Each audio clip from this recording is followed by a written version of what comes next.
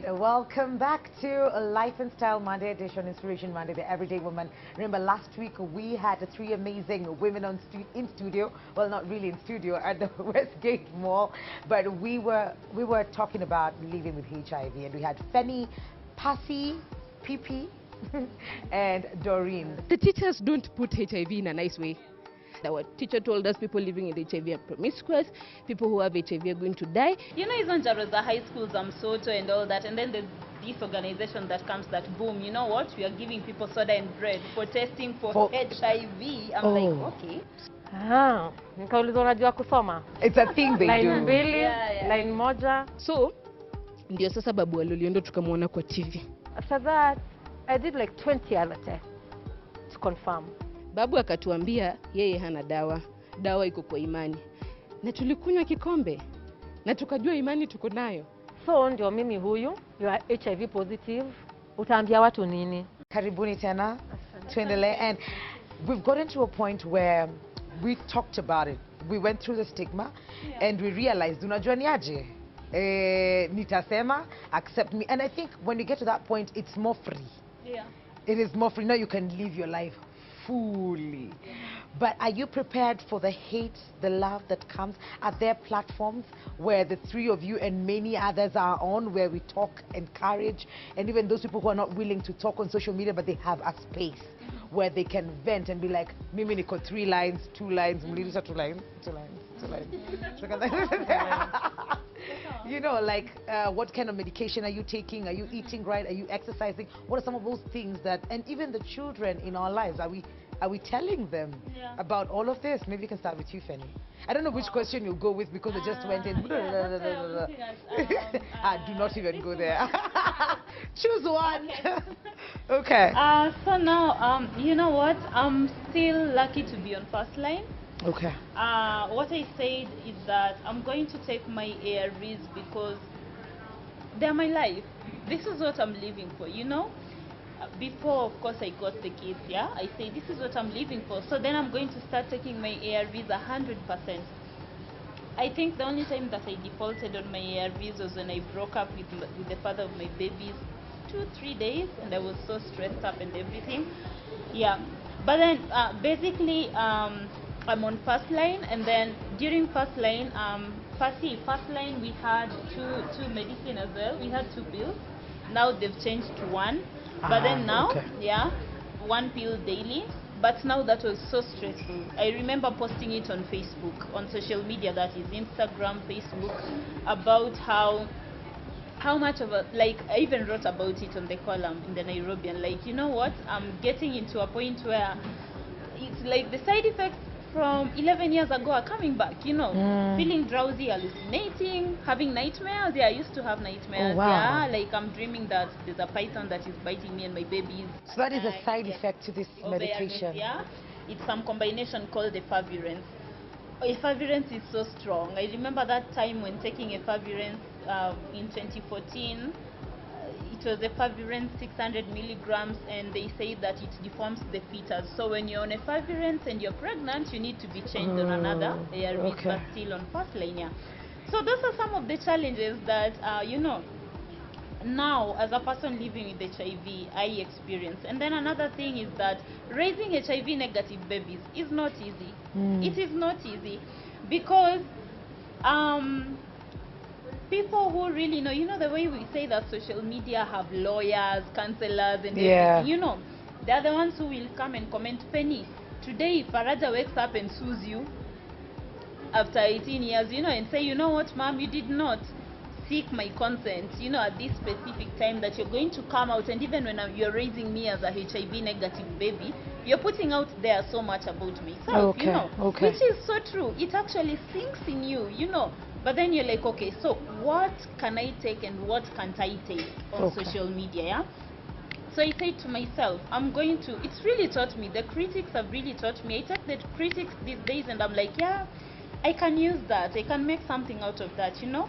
So what I said is that I'm going to introduce my babies to ARVs.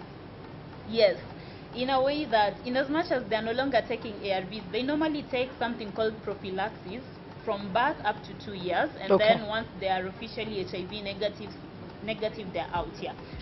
But then I said I'm going to introduce my babies to ARVs in court. Okay. I said, Faraja, this is what I take, and they know that I take kuna madawa zenye mama huwa anameza kila asubuhi na jioni, and they will remind me, mama, leo hujameza dawa yako, mama nimeona dawa imeanguka hapo chini ya meza, mama nikupe dawa, and they will scramble. During my time for taking medication, my babies will scramble for Faraja. They will designate duties for themselves. Who's bringing the water? Who's bringing the water? Who's giving mama medicine every single day?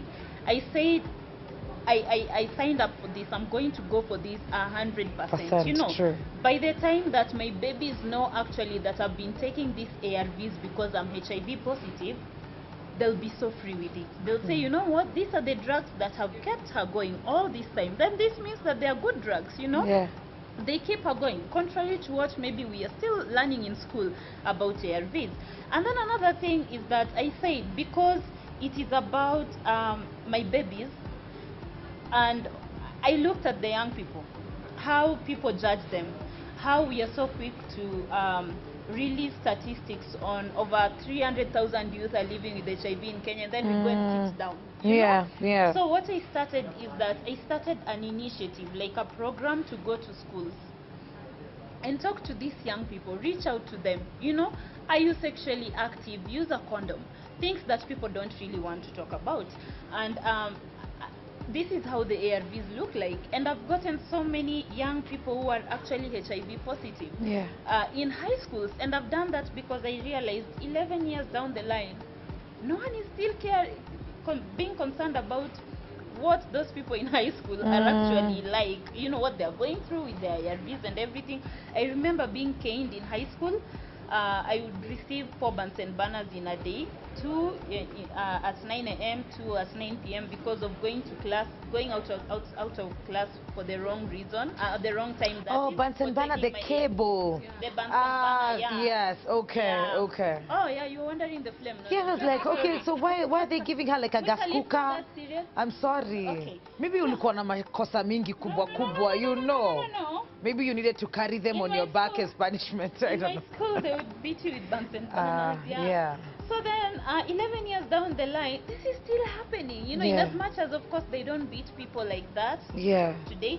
But then, no one is still talking about that child in school. And considering that's when you knew about it, that was the age, you know, that was the age that you found out and you had to go. She had to lie that she had a heart condition, which is... she needed a shock absorber. You know? But just moving on to Pasi, maybe you can... Pasi, you and your son, have you had this conversation?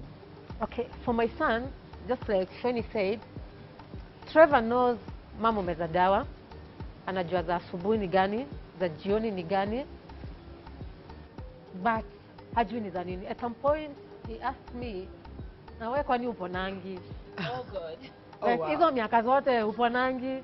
So after he went to boarding school, anarudi, bado unakunyanga hizi dawa mama?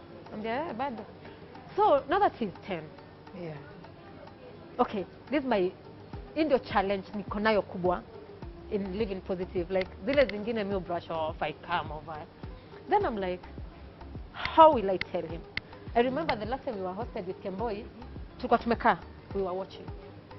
Then that day, being the maswali child he is, hiyo siku akuwa anauliza. He was so focused, yani like, kwanza wacha nimwambie na wajua wale wawili. Mama wale wako kwa TV unawajua? Mwambia yeah, I know them. Then I'm like, nimwambie pia mimi niko na story kaa hiyo. I even posted that on Facebook. Is it the right time to tell this child that story yangu ni kama tu? Then I'm like, nisipomwambia saa hii, watoto wengine wananiona kwa TV na wakimwambia. So, niko hapo katikati. Nimwambie, nisimwambie, na akisikia kutoka kwa wengine before umwambie. Yes. That is a karaoke, the hard place. Yeah. So I'm like, anyway, anafunga shule. And he's getting older. And he's getting older. True. Na anaelewa. Yeah. Nafika hiyo class yenye tulikuwa tunaambiwa ile ya kufunza ile ya utakufa. Reproductive system, and that is where it comes in. And even answering questions to, and I asked about a platform. Kuna hiyo platform yenye such questions, apart from you talking about them on Facebook, mali mnapatana, mnaongea, ama kama mtu akona swali fulani yenye hawezi uliza ama hajapata courage ya kuuliza kwa social media, is there a place, is there a support group of some sort? Okay, like for me, I get very many inboxes, like a day. Actually, when I went public, nilikuwa nakaa, maybe unaamka to 50 messages, you're like, Wow. hata huyu. Yeah. So people need people to talk to. Ni vile hawajui wataongelesha nani na wataongelelea wapi.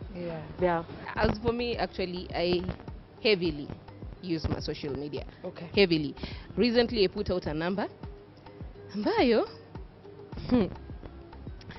some people just call you and ask you, ninaongea na nani? Ulikuwa unapigia nani? Nilikuwa napigia Pascaline. Si wewe, pole. So you're like, they just want to hear your voice. Yeah, they just want to hear your voice. But then some people, they have real issues and they call you and they tell you, Doreen, this is really what I am going through, and I really would want to talk to you. But then the challenge that I have as a person is I work shifts. So working shifts and promising these people that I am going to meet them is hard. Yeah. I tell them actually, I don't want to lie to you. I can't, because nimetoka shift asubuhi. Sitakwambia ati kuja tukutane tao, tuanze kuongea. Ninataka kulala. So really I can't do that. So that is why majorly I use my social media. I even opened the page specifically nikwambia pelekeni maswali zenu zote huko. Because there I can respond faster as compared to my personal profile, because my personal profile is crazy. Great. As you answer that question, we're going to get into family next. But you have a platform as well that you use to, apart from social media, or maybe social media? Just like Doreen said, actually there's a fan that we've been sharing with Doreen. Mwenye huwa anakuja kwa comment yangu on Instagram, like, kwenda huko tangu uanze kukua celeb siku hizi ujibungu maswali. It's even afadhali hata yule Doreen wetu, you know. And I'm like, you know what, go to that Doreen. It's like tough love, you know. But then what I always do in my inbox, and we even had an issue with Doreen some time back, like I would say, Doreen is taking time to reply to my message. Why? Before I met her, you know. Yeah. So then with time I said, you know what, I'm going to dedicate like a day in a week and reply to these messages. Then what I do, I link these people, because I don't want to theoretically talk. I want to link them to my facility where I've always been taking my ARVs for 11 years, for the past 11 years in Nairobi. I give them a number. Go over there. This is a number to call. This is a counselor who is going to help you. Yeah. And because I'm a counselor by profession, there are people who actually book adherence sessions, you know. And then we meet up maybe in town and all that and deal with it. I tried a WhatsApp group. It did not work out with WhatsApp group. Scam. Yeah. It's a fraud. They need you. They're like with all this fame, where is the money coming in? You know, we need like money, some share, like no way. Like, you know, I had to nilileftisha kila mtu kwa group kwa sababu they were busy asking me at now with the way you are famous, why can't you find us money? People are eating HIV money out there. I am like, I have never eaten a single coin of HIV. So like at what point am I eating HIV money? And then I formed this support group for us to share. For you to say, this is the challenge I'm going through. I need to disclose, but then I can't disclose.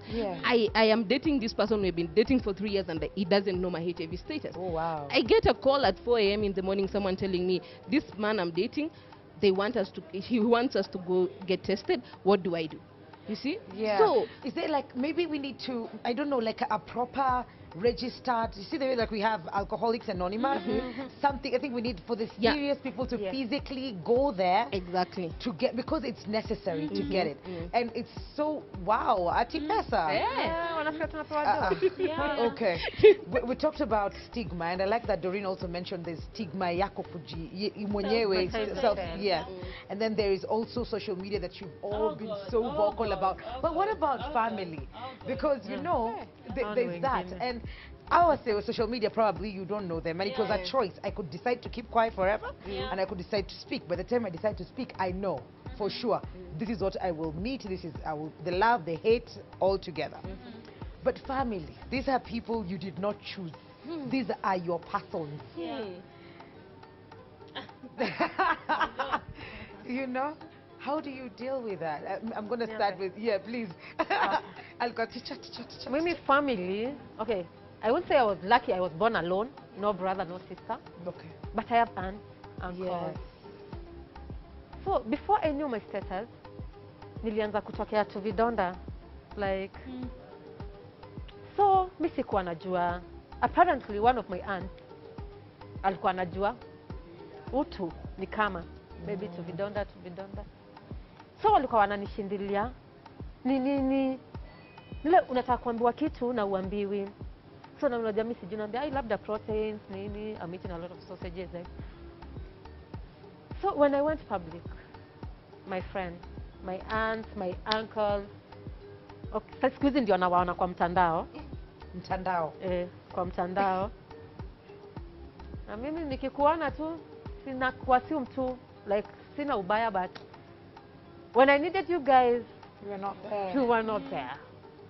Now that unaniona kwa TV, you think nime make it, assume I'm not there. Vile? But mi sinanga ubaya, but family can really stigmatize. At least watu wa Facebook unaweza sema Hatujuani. hatujuani. Hapana. You can But take you the ni mtu wa stigma. kweli. Family. Then it had a point, like it's Christmas. I told you my mom is not here. So Yeah. it's just me and my son. Yeye aende kwa baba yake, yeye ameenda kwa babake, mimi sina baba. Okay. Niko na mama peke yake, mama hayuko. So afadhali Trevor yako na baba yake ataenda kwa babake. Nimeachwa Nairobi peke yangu. Oh, you don't go So you home. like, at some point unaachwa kwa flat peke yako, wewe na soda, you know. Everyone travel, hauna sister, hauna brother, you know. Yeah. Unaenda kwa mabeste. So generally me, I'm just me. Me, my son, maybe my mother, but she's not around. But stigma from people close to, it hurts. It's hard. Si kama ya raia hawa wengine. Those people close to you, it's really bad. But they're still slowly coming back because They do see- come back. But it also starts with it. Ukianza kuji-accept noko, like me, I don't care if you take me or don't. Yes. That's when they're like, oh, okay, acha tusikize pengine. It's Yeah. By the way, you can handle stigma from a keyboard warrior. You cannot handle stigma from your family because this is your family. You did not choose to be in that No, you family. didn't. And the bad part about everything is we all expect support from family because family is supposed to love you through and through. Like hao ndio watu wako supposed to kuwa na true love sasa. But then they're the number one people who stigmatize you. Because I remember as a child I was stigmatized by my own family members. Na sayo wanani stigmatize na sijui hata status yangu. You know, that was so wrong in very many ways. So you go to a relative's place, they're like, you have your own utensils. Your own utensils are disinfected.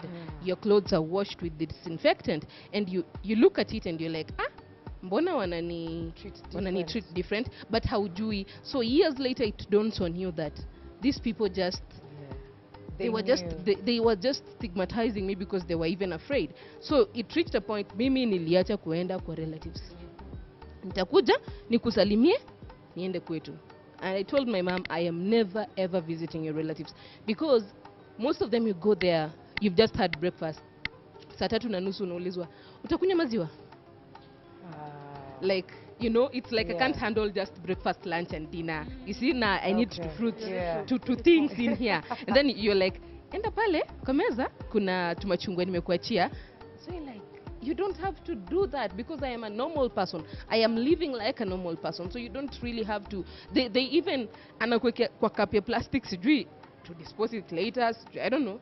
I really don't understand. But anakuwekea kwa cup yenye ni disposable. Ndio ukikunywa nayo usi nini. So honestly, sometimes the first people you expect the love, the support and the care from are family, and sometimes they don't come through at all. Fanny? Oh God, then me, I have a different story. Oh wow. Yeah, I think fine, we've had our ups and downs with my family. The usual things, you know, mnakosana na brother yako na sister yako and all that. You expect so much from them in terms of maybe financial support and all that, you know. But then in terms of stigmatizing me, No. never. My sisters and brothers have been there 100%. That's My good. uncles and beautiful. aunties have been there 100%.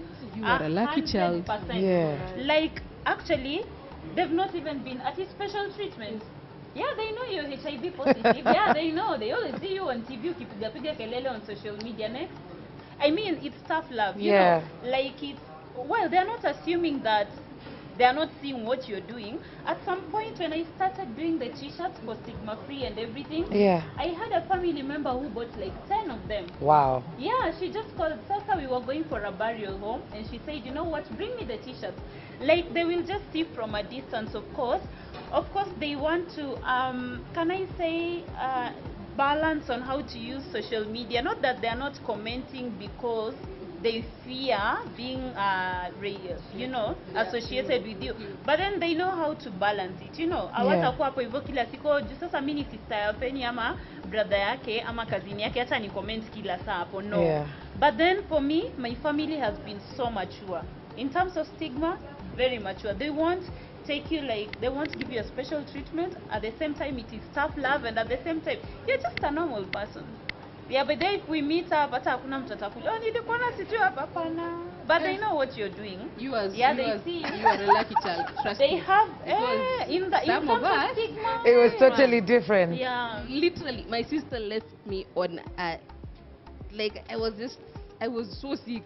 I had a zoster and it was the whole of my back.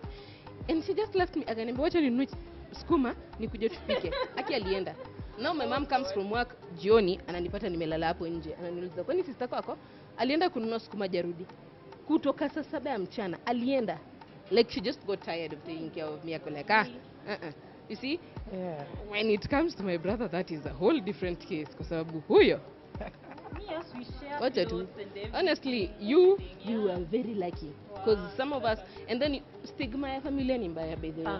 Ni mbaya, and then they go telling people, you know, na nini, unajua sistangu mdogo akuna HIV. Like now it's a bad thing. Now it reached, you know, my dad used to live in Botswana before he relocated back.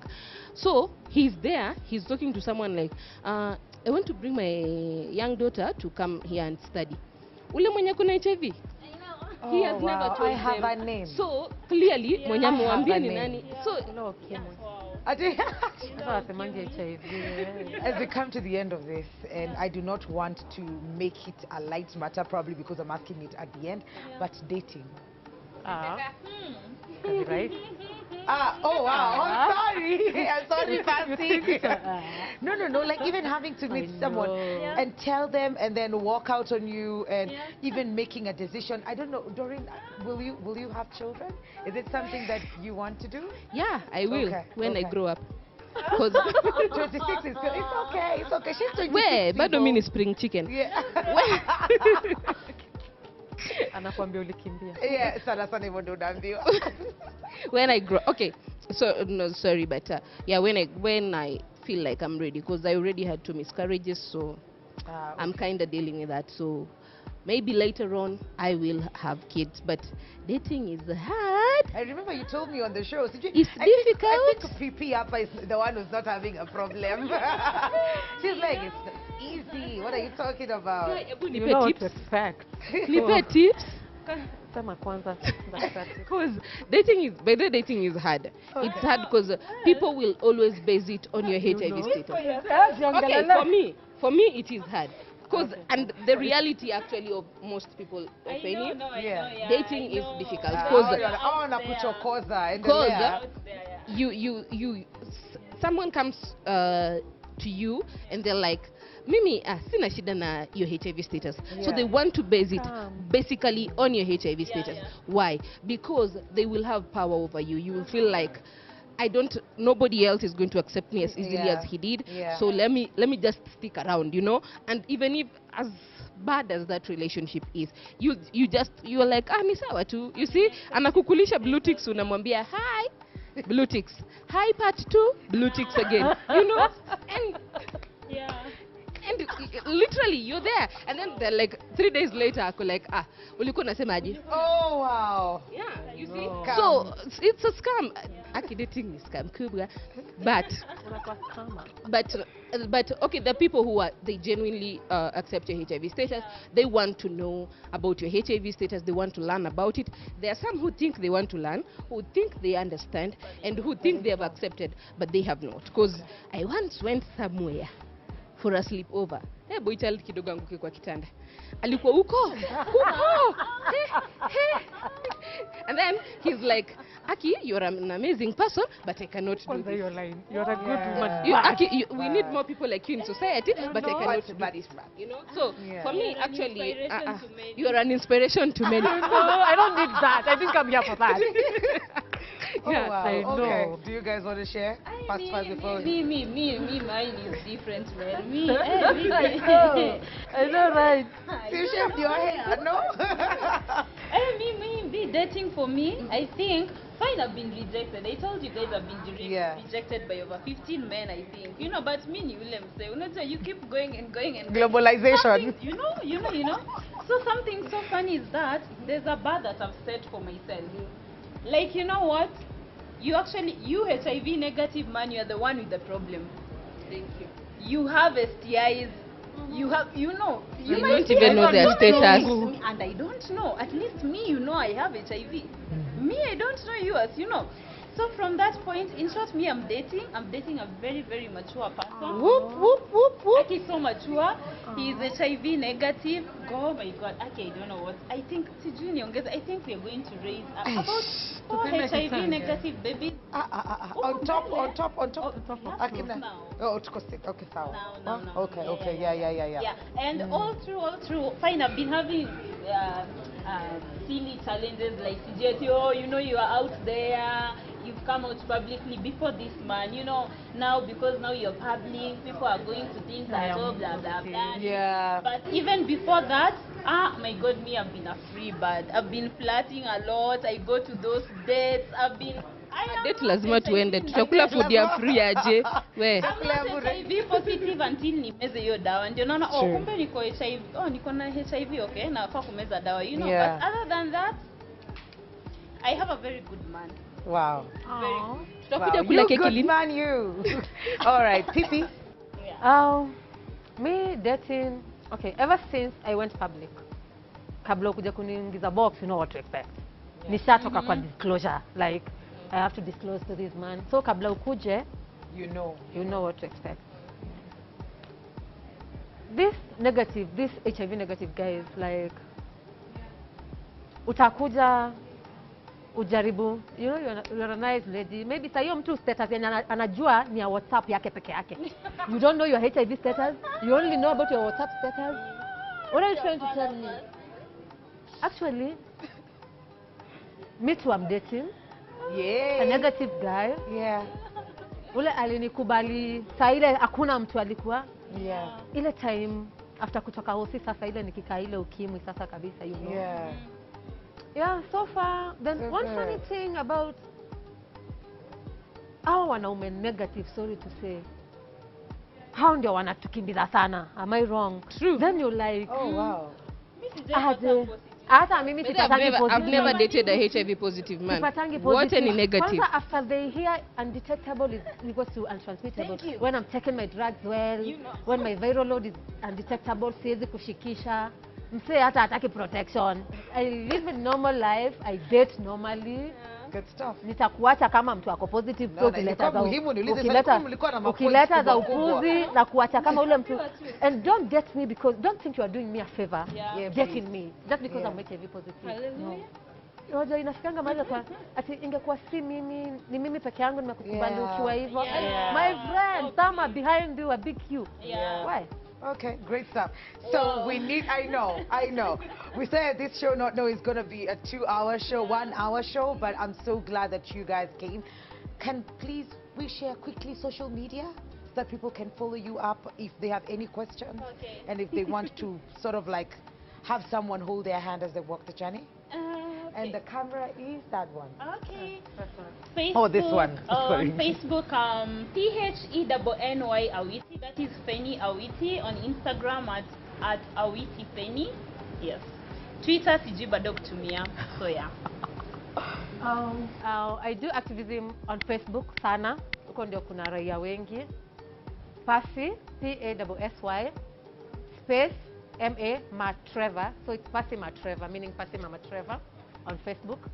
Instagram, nilishindwa kuslay na mapicha. So, account iko tu dormant. Unatusumbuanga WhatsApp. Twitter, Twitter pia Kidogo kwa kama kidogo It's a problem. ilinitatiza. So Facebook.